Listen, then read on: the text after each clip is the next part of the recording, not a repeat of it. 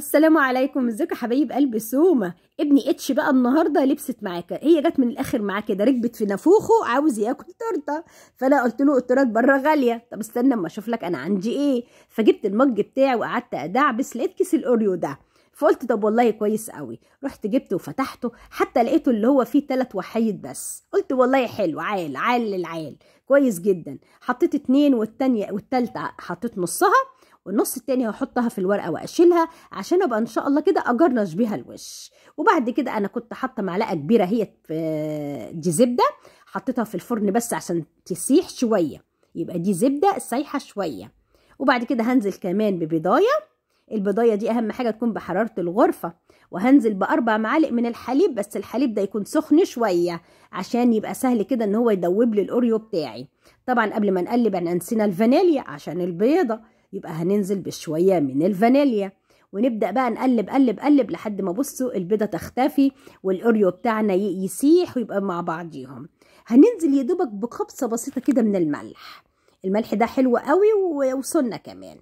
وهبدا انزل بقى ايه بمعلقتين كبار من الكاكاو الخام.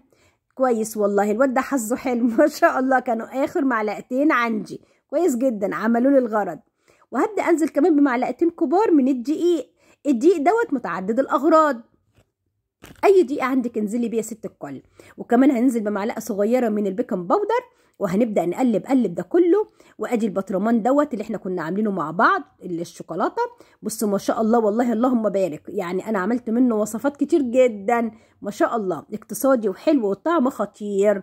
بصوا تقلت ازاي لما اتحطت في التلاجة. كمان بدات احط حبه كده من على النص عشان دي تورتيه بقى عايزين نزودها بقى ويعني ونملاها شوكولاتات. حطيتها بقى في الفرن السخن بتاعي، يا دوبك ما بتقعدش ربع ساعه على 170 درجه. وادي الصوص بتاعنا اللي كان تقيل، يا دوبك حطيت له بس معلقه حليب سخنه عشان اسيله شويه.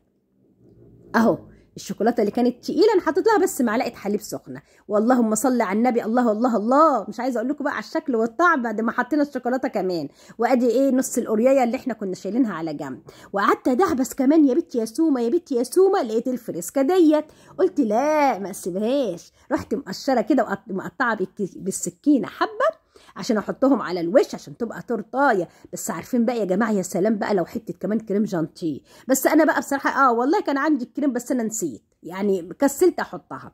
بس حته مج مش عايزه اقول لكم بقى من الاخر، يعني بصراحة حاجة حلوة قوي. ممكن تضاعفي الكمية وتعملي صينية كبيرة وتقسميها النهاردة على أولادك وتفرحيهم. ولو مخاصم أي حد أوام يقوم بسرعة يعمل المج السريع ده ويروح يصالحه. واللي مخاصمة جوزها تكلمه النهاردة وتصالحه. واللي مخاصم مراته ومزعلها يعمل لها المج ده ويصالحها. كل سنة وانتم طيبين، سنة جديدة عليكم، وعايزين تبقى السنة دي من غير خصام. ويا رب تحققوا كل أمانيكم، يا رب يدي الكل مشتاق، يا رب ينجح أولادنا. كل واحدة ليها أمنية يا رب، واللي ما اتجوزتش تتجوز. إنما أنا عن نفسي بقى وأمنيتي، أنا يعني عن نفسي، أنا نفسي بصراحة البيضة تبقى بجنيه. نفسي السنة الجديدة 2023 تبقى بالبيضة بجنيه. مين عايز زي كده في الكومنتات اكتبوا لي يا حبايب قلب سومة.